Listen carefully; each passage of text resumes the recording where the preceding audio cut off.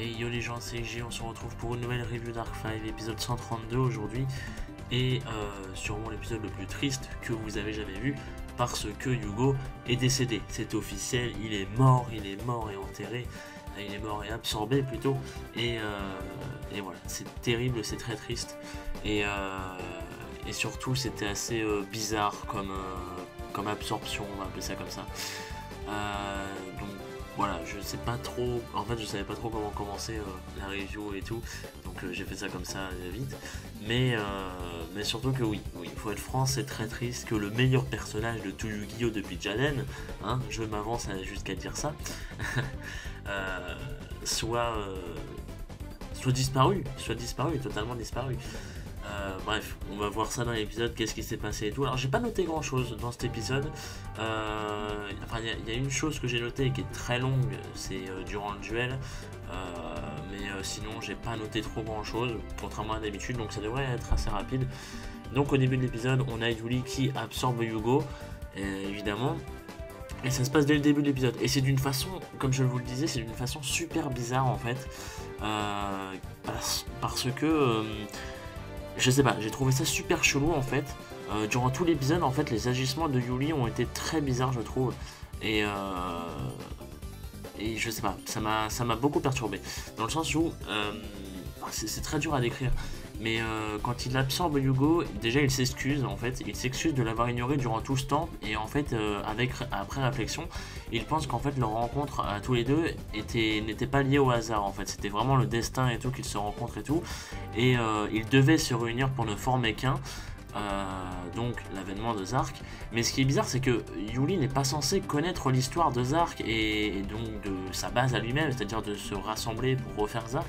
Il n'est pas censé savoir ça, donc comment est-ce qu'il est venu à la conclusion et tout qu'il devait s'unir avec Yugo pour ensuite aller chercher Yuya, parce que ensuite, après avoir absorbé Yugo et avoir récupéré son Clearwing, il décide en fait d'aller chercher Yuya pour absorber Yuya, qui est donc avec Yuto, donc 2 en 1, et ainsi faire revenir Zark. Mais le truc, c'est qu'il n'est pas censé le savoir, ça. Donc, la seule théorie que j'aurais là-dessus, c'est que où il a tout de suite compris qu'ils étaient liés et tout, et que ça amenait un truc, et qu'il est curieux, il veut savoir, ou alors c'est son Star Venom qui lui aurait indiqué, parce que je sais pas si vous vous souvenez, mais dans l'arc synchro, il y avait Yuli, et la première fois justement qu'il a mentionné son dragon, le Star Venom, c'était quand Yugo lui le pourchassait tout simplement, et Yuli était là en mode tiens, mais il semblerait que tu veux qu'on se rapproche de lui et tout. Enfin, il parlait comme ça, son Star Venom. Je sais plus exactement ce que c'était que la phrase,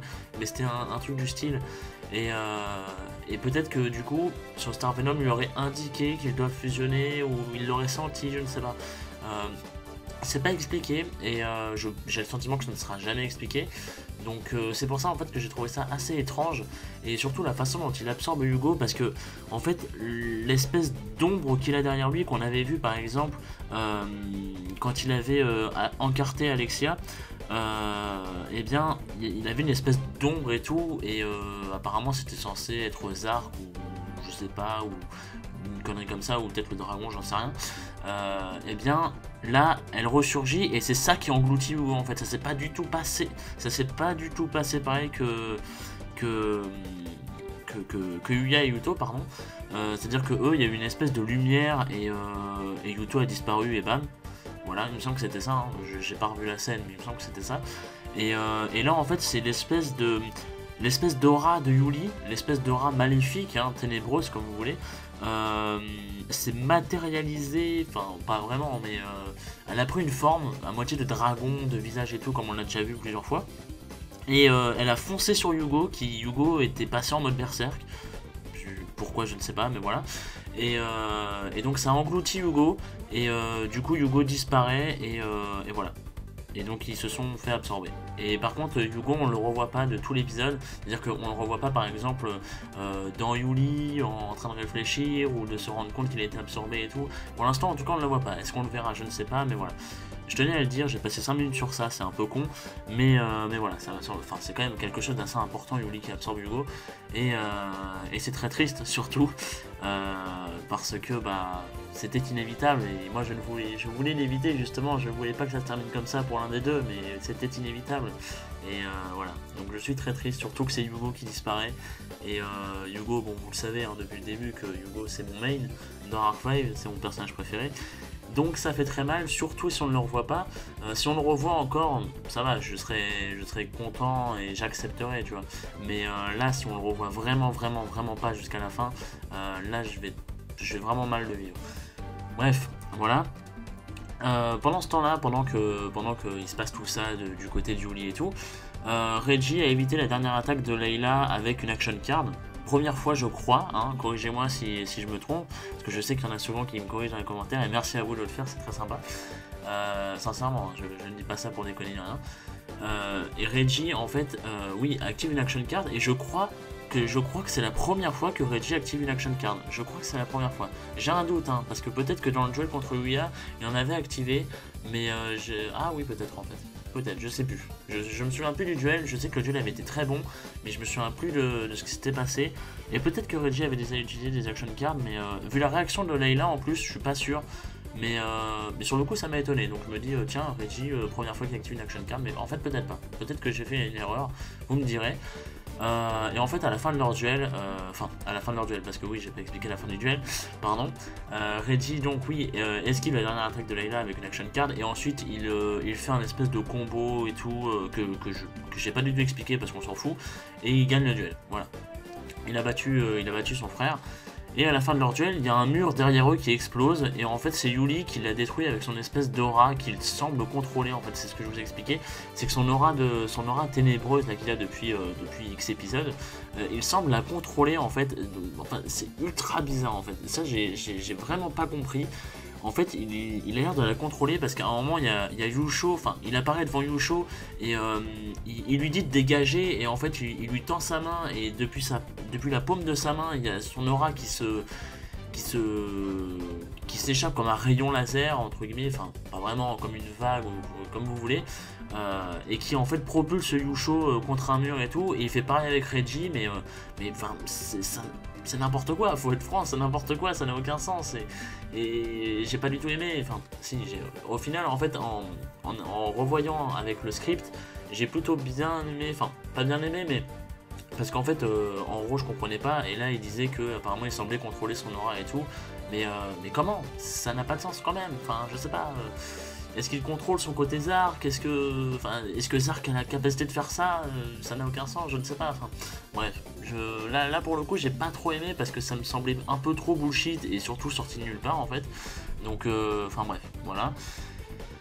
Pendant ce temps-là, oui, Yusho, en fait, Yusho veut les empêcher de se battre en fait parce que oui, donc je vous disais, Yuli maintenant veut chercher Yuya, donc il sait que Yuya est pas loin de lui, j'ai du mal aujourd'hui, excusez-moi, et donc Yusho en fait veut en fait les empêcher tout simplement de se rencontrer. C'est un peu tard parce qu'ils sont dans la même pièce maintenant, mais il veut les empêcher de se battre afin d'éviter bien évidemment que Yuli absorbe Yuya, parce qu'il a vu à quel point Yuli était fort, et donc voilà.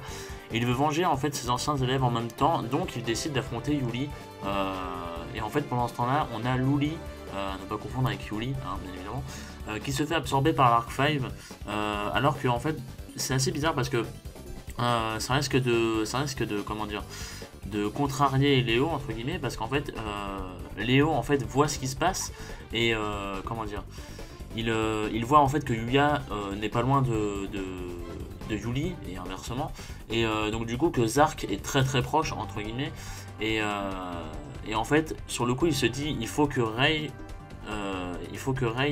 revienne le plus vite possible quoi.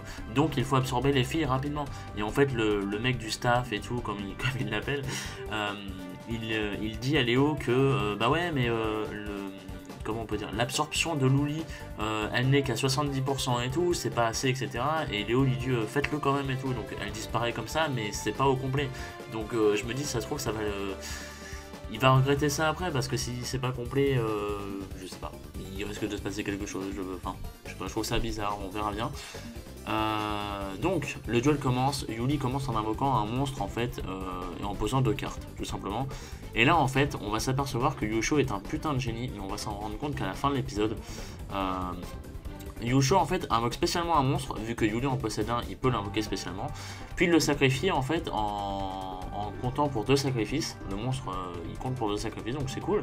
Et il peut invoquer son fameux magicien du ciel, hein, traduction littérale comme d'habitude, qui est son fameux monstre main qu'on voit depuis l'épisode 1, là, avec qui il chevauche et tout, avec qui il fait ses duels entertainment.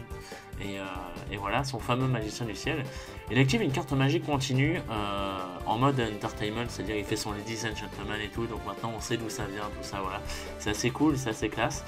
Et qui en fait, c'est une carte magique continue qui peut annuler une carte magique par tour, en fait, tout simplement, et la détruire, bien évidemment. Et en fait, il veut s'en servir afin de découvrir la carte maîtresse de Yuli, enfin, afin de voir les 2 cartes face cachée de Yuli, entre guillemets, et de voir si là-dedans il y a sa carte maîtresse, celle à laquelle il pense. Et ainsi à détruire, mais du coup il ne sait pas si elle se trouve parmi ses cartes face cachée. Et en fait, vu qu'une carte magique a été activée, son magicien gagne 300 points d'attaque. Donc il passe à 2800. Ok. Et il attaque ensuite le monstre de Yuli. Ce dernier active donc l'une de ces 2 cartes face cachée, qui est donc une carte piège cette fois-ci. Une carte piège continue en fait, qui est très balèze, vous allez comprendre pourquoi, surtout si vous connaissez un peu le deck de Yuli. Qui en fait transforme tous les monstres adverses en attributs ténèbres et annule l'attaque. Voilà. Donc là c'est pas dur à comprendre quelle est son autre carte face cachée. Et en fait à ce moment Yusho active le second effet de son magicien du ciel en fait, qui peut retourner une carte magique continue du terrain à sa main pour en activer une autre directement depuis sa main. Durant la phase d'attaque, il n'y a pas de souci. Donc c'est assez stylé comme effet, hein, mais bon, faut que ça se joue bien, et évidemment c'est le cas. Et donc en fait il active une carte alternative à sa précédente. En fait celle d'avant c'était la main droite ou gauche, et donc celle qu'il active maintenant c'est la main, l'autre main quoi. Voilà. Et qui permet cette fois-ci de détruire les cartes pièges au lieu des magiques une fois par tour. Et vu qu'une carte magique continue a été activée, l'attaque du magicien du ciel passe à 3100. Et donc l'attaque, enfin la carte de Yuli a son effet annulé et elle est détruite, vu que c'est une carte continue en plus.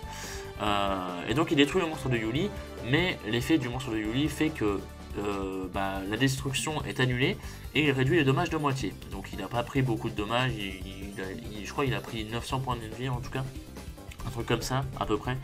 Et en fait après le combat, Yusho active une carte magique qui lui permet en fait de deviner la dernière carte de Yuli qu'il avait posée face cachée. Et en fait c'est là qu'on s'aperçoit que c'est un génie Yusho, parce que en fait il va nous expliquer tout son stratagème, et comme quoi c'était prêt depuis le début, enfin c'était prévu depuis le début, voilà. En fait il explique qu'à cause d'une phrase que Yuli a dit au début, il avait deviné en fait qu'il comptait utiliser ces 2 cartes durant son tour à lui, donc Yusho. En fait la carte qu'il a dit au début Yuli, c'est que vous voyez au début il se faisait des espèces de petites piques en mode mais si affrontement on va bien s'amuser et tout ça. Et Yuli dès son premier tour, quand il a posé ces 2 cartes face cachée, en fait Yusho a fait genre d'être déçu. Il a dit c'est tout, tu me fais qu'un monstre à 2 cartes face cachée, mais c'est rien, c'est pas grand chose et tout. Et Yuli lui a répondu t'inquiète, avec ces 2 cartes face cachée ça va très vite se finir et ce sera bien fun. Donc du coup là en fait Yusho a commencé à comprendre, et en fait du coup pour être sûr de son choix ensuite, il était obligé d'attaquer afin de révéler une des cartes pour savoir s'il y avait un piège et tout, et ça n'a pas loupé, puisqu'en fait la carte que Yuli a activée, donc a révélé, c'était un piège transformant l'attribut du monstre adverse, sûrement donc dans le but de le fusionner derrière, et également la carte de fusion ne pouvant pas être annulée, hein. Donc bon, là c'est facile à comprendre qu'il s'agissait de super polymérisation, et donc Yusho avait tout prévu depuis le début. Et donc du coup la carte vu qu'il a bien deviné, et la carte de Yuli est détruite, et donc c'était sa carte maîtresse. Et voilà, c'est comme ça que se termine l'épisode. Mais je veux faire une petite aparté, c'est que pour une fois, et ça c'est extrêmement rare dans Yu-Gi-Oh, et beaucoup de gens s'en plaignent, et je peux comprendre, c'est totalement normal, enfin dans l'anime de Yu-Gi-Oh bien évidemment, beaucoup de gens s'en plaignent comment expliquer ça à l'oral, qu'en fait quand quelqu'un voit un dueliste combattre, il voit son deck, il voit ses moves, il voit ses combos, il voit tout ça, il voit ses cartes, et quand ensuite il l'affronte, il semble être étonné par ses combos, il semble ne pas savoir ce qu'il va jouer et tout, etc. Et ça, je peux comprendre les fans, c'est vraiment casse-couille.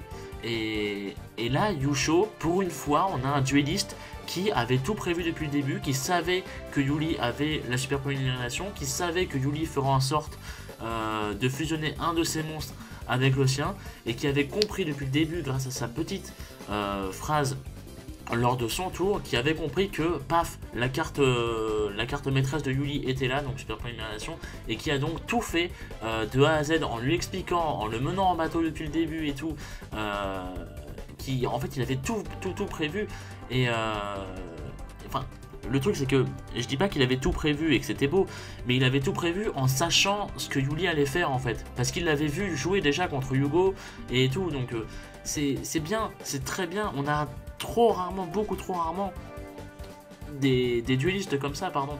On a beaucoup trop rarement ça, je trouve, dans l'animé du Yu-Gi-Oh! Et on a enfin quelqu'un, il fallait que ça tombe sur Yusho après 130 épisodes, mais on a enfin quelqu'un comme ça, et c'est pas la première fois. Je ne dis pas, attention, je ne dis pas que c'est la première fois dans tout l'animé du Yu-Gi-Oh! Bien évidemment, je sais que c'est déjà arrivé, mais c'est arrivé trop peu de fois, beaucoup trop peu de fois. Ça a dû arriver peut-être même pas 5 fois, dans les 800 épisodes de Yu-Gi-Oh! Ça a même pas dû arriver 5 fois, je crois. Donc c'est pour dire, c'est incroyable, enfin, c'est pas incroyable, mais c'est voilà, vous voyez, c'est typiquement le genre de réaction que je ne devrais pas avoir, parce que ça devrait être normal, mais c'est tellement rare que voilà, et bah, c'est exactement ça, voilà, ça reste fou, alors que ça ne devrait pas, et voilà. Donc Yusho est un génie, voilà. Et petite confidence peut-être pour ceux qui me suivent pas sur mon Twitter, c'est qu'en fait quand j'avais vu l'épisode en RAW, j'avais pas aimé l'épisode, mais l'épisode m'avait vraiment semblé ennuyeux en fait, et parce que je trouvais qu'en fait il y a eu beaucoup de blabla entre Yusho et Yuli, et je trouvais qu'il ne servait pas à grand chose quand j'avais vu le RAW, donc je ne savais pas ce qu'il disait et tout, j'essayais de comprendre mais sans plus et tout. Et je comprenais pas en fait le tour de Yusho, donc je me disais mais en fait l'épisode il y a beaucoup de blabla et tout, ça traîne, c'est chiant, c'est limite un épisode chiant en fait, Darkrai. Et en fait après j'ai vu des gens dire putain l'épisode était génial et tout, et je me suis dit bah pourquoi, et donc après j'ai été voir la Vosta. Pour une fois j'ai pas été voir le script, j'ai directement été voir la Vosta, et en fait, j'ai compris qu'en fait, le blabla entre Yuli et Yusho était assez stylé parce qu'ils se balancent des pics, tout ça et tout, mais surtout que le tour de Yusho, qui a pris pas mal de temps, il a pris quasiment la moitié de l'épisode, et bah le tour de Yusho a vraiment été, comment dire, en fait c'était magnifique, donc c'est cool, voilà, c'est tout simplement cool, et voilà. Donc en fait ça m'a remis un peu en question sur l'épisode et tout, et je me suis rendu compte qu'en fait l'épisode était vachement cool et vachement bien écrit, et surtout que ça met bien en avant Yusho en fait, parce que depuis le début on nous dit ouais Yusho le dueliste soi-disant le plus fort ou une connerie comme ça, enfin le plus entertainment, Dark 5 et tout, et voilà. On l'a pas vu beaucoup combattre ni rien, tu vois. Et là vraiment il est bien mis en avant, parce qu'on se dit putain dès le premier duel qu'on voit de lui c'est un génie quoi, donc c'est fou, c'est bien, c'est très très bien. Et voilà. Donc ensuite preview de l'épisode 133. En fait la preview nous montre que tout simplement le duel continue. Voilà, il y a toujours Yuli contre Yusho. Et apparemment le duel semble divertir à peu près tout le monde en fait, c'est-à-dire on voit Reggie, on voit Yuya, on voit Yusho et tout, ils sont tous contents, tous en mode entertainment et tout. Yuya apparemment n'aura plus le berserk, parce qu'on voit sa petite tête de bébé et toute mignonne et tout, c'est magnifique quand on voit cette tête de Yuya là, c'est craquant, faut se le dire, c'est craquant.